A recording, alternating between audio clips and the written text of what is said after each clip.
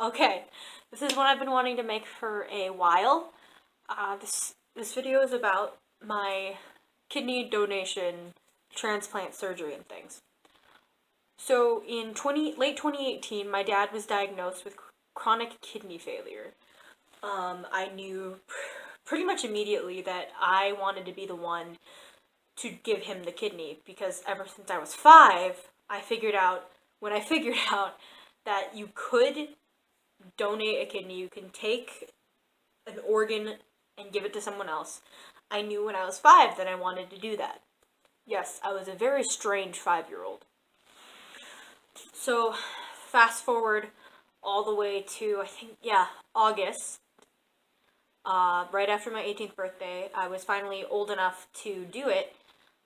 So I signed a few things, went and got blood work done and stuff. And while I was at camp, the Johnny and Friends camp I normally go to, in August of 2019, I got the results while I was there. It's kind of crazy. It was a little insane while I was there. I heard worry and doubt start creeping in. It's like, what if you die under the knife? And I thought, if God wants me to do this, he's going to send someone to me to quell my doubt. And he sent someone pretty much right after I said that, which was insane to me. And then more tests, more tests, more tests.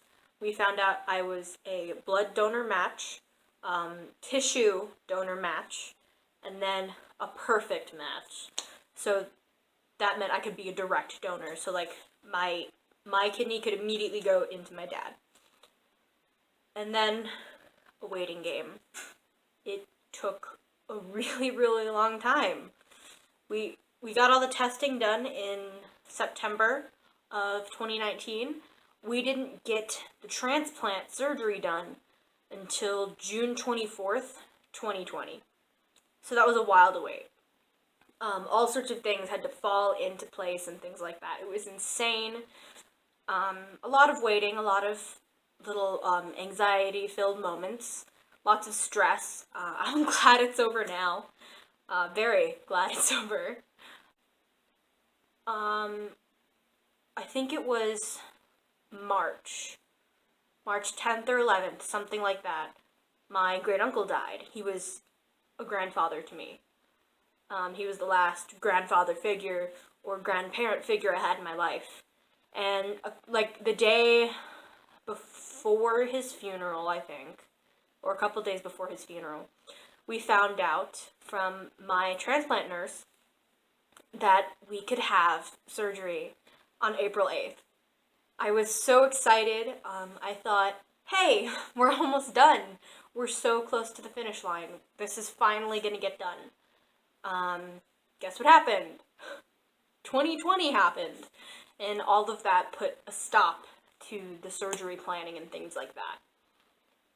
That was kind of rough. I have to say I was a little angry at first. But hey, it wasn't the right timing, we found out, because a few other health problems had to be fixed with my dad. And then eventually we did get the date for our June 24th surgery date in May, I think. I'm not sure.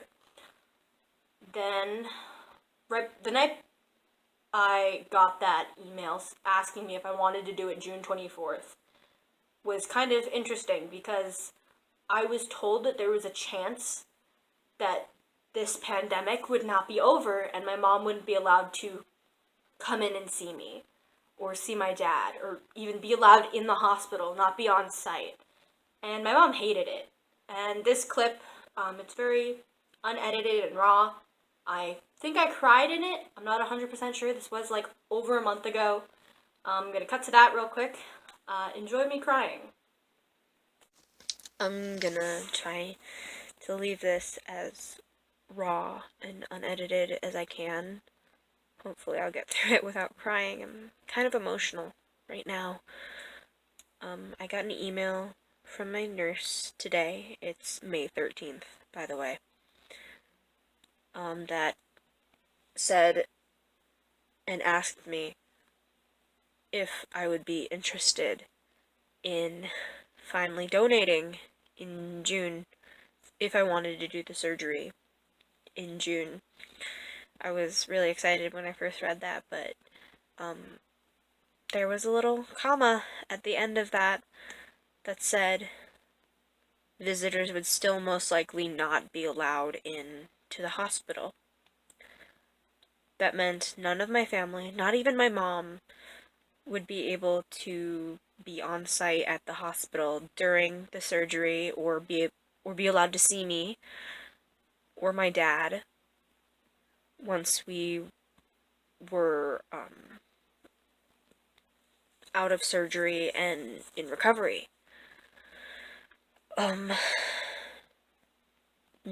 Nobody would be allowed to see me until I was released about 24 hours after surgery.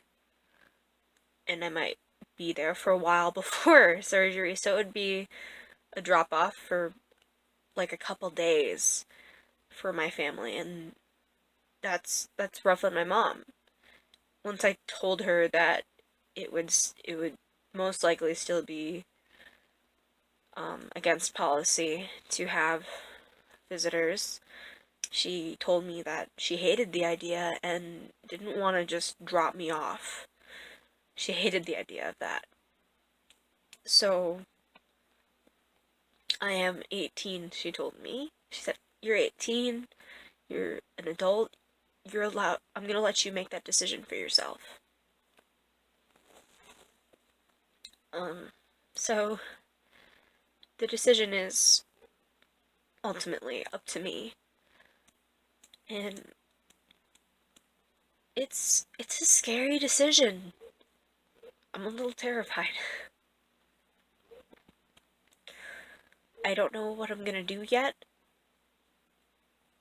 but I'm definitely gonna pray a lot. I can easily say that.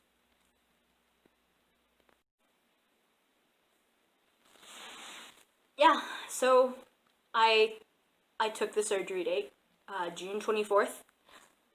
We got it done. And the days before that were a little interesting. Most of the time, since I was I was a little nervous, just a little, not really that nervous. But I think what's funnier is I was more afraid of the test for the pandemic stuff. I was more afraid of that, like the 2 days before surgery, I had my nose hairs rearranged, and I sneezed mid-test, which was not very fun. Let me know in the comments if you ever had to do the test. Let me know your experience. Maybe mine was weird. I don't know. I was more scared of that. And then I got done with it. I laughed with my dad because, we were both, tears streaming down our face because that's what happens when you, sneeze in the middle of a test like that. We have tears running down our face because that's just the natural response with your body. And then after that, a couple days went by. I was a little on edge because it's this is a major surgery. I'm going under anesthesia and stuff. And then, night before surgery came, I did all my prep stuff. I didn't eat like you're supposed to before surgery. And then, day of surgery. That was actually kind of interesting for me. I was actually smiling and happy going into the hospital, and I was actually really fine. My friend Mia asked me if I was scared at all going into it. No, I wasn't. It's really weird to say that I wasn't, but it's true. Then I went to pre-op. So that was a little fun because I got lidocaine injected into my abdomen, which is really, really weird because then you can't sit up or anything. I also had an oxygen tube to fill my lungs with oxygen and things before surgery, before the anesthesia. And I also got lots of blood tests. I'm a pro at blood tests now. I had a couple IVs. And they also injected heparin, a blood thinner, so nothing would clot too soon during surgery. And I also got an injection it was a sedative, basically. And then they rolled me into the OR, and it's really cold in there, so they gave me warm blankets right before I went under. And then came the anesthesia, which I thought was, I wasn't scared of that at all. I thought it was fun, because, well, not fun, funny, because they took off the oxygen and then put on over my face, over the face mask, with the anesthesia. And I remember thinking, this isn't working. Why is it taking so long to knock me out? And then I hear people talking, and it sounded like what their words had been put into a blender and then shoved back in their mouths, and it sounded like they were speaking gibberish. And I laughed because I thought that was funny, and that brought more anesthesia into my lungs, and then I was out. That was it. And then the next thing I remember, I was waking up in the recovery room, and I remember saying, this is like one of my weirdest memories now. And I have a lot of weird memories, especially if you know me. You know that. I remember saying, wow, that felt like a great nap. A nap like when I go camping. I camp and I nap hard, and then I knocked back out again. And then I woke up again a little bit later, and then I asked like what time it was, but I didn't say it in my accent. I think I was like from Europe or something. I had a European accent all of a sudden, and I made a face, and the nurse made a face. I apologized, and I was out again. And then I don't really remember much in the recovery room after that until they were rolling me into my room, which was, it was on the same floor, I think. I'm not 100% sure. I can't really remember. Anesthesia. Might have been on a separate floor. I got my own room. I was there for a day. I got out of surgery at 2, and then I got out of the hospital the next day at like around 5. So I wasn't really in there long at all, which I'm thankful for. Then came recovery. I'm still recovering. I'm not allowed to do too much. Not allowed to swim. Not too fond of that because I love swimming. A little annoyed because I can't lift anything over 10 pounds, otherwise it might rip things. Yeah. I got surgical glue to seal the wounds. Most of the glue has come off at this point. It's really not bad at all. It's just a few incisions. I had a laparoscopic procedure. So I have 2 small incisions, maybe an inch in length. Higher, like here and here. And then down further, there was supposed to be 1 incision about that long. But my surgeon told us later that he wasn't able to get the kidney out of a hole that long. So while I was in recovery, my mother was waiting outside. She was actually able to come and be at the hospital in the waiting room so she could get in-person updates and things like that. He made this motion to her saying, we had to make the hole longer because I couldn't get it out. And he was making this aggressive tugging motion. And that's probably one of my favorite stories I've ever heard, because who wants to hear that someone had to get an organ ripped or tugged out of their body? I think it's hilarious and I love it. Initially, I felt really bruised and things, and I was actually only on painkiller for a very short time. I had my... That keeps shutting off. I apologize.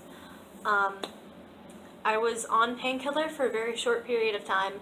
I never had to take the really, really strong painkiller. I really only needed Tylenol, and that was it. That's all I really needed, because it didn't hurt. Sure, it felt bruised inside from all the tugging. And I had incisions that would hurt if I moved weird. Sometimes it still hurts if I lean against it or move weird. I am almost 4 weeks into recovery now, so yay. I'm not in any pain anymore, which is nice.